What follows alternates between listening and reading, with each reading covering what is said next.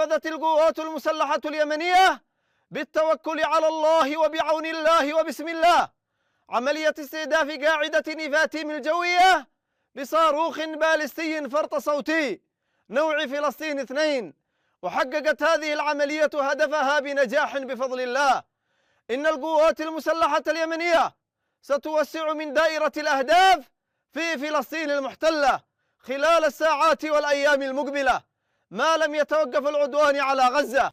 نقدم أيضا من جديد التحذير للأمريكي أن استمراره في عدوانه على بلدنا إسنادا منه للعدو الإسرائيلي إنما يدفع بنا إلى مواجهة تصعيده بخيارات تصعيدية إضافية.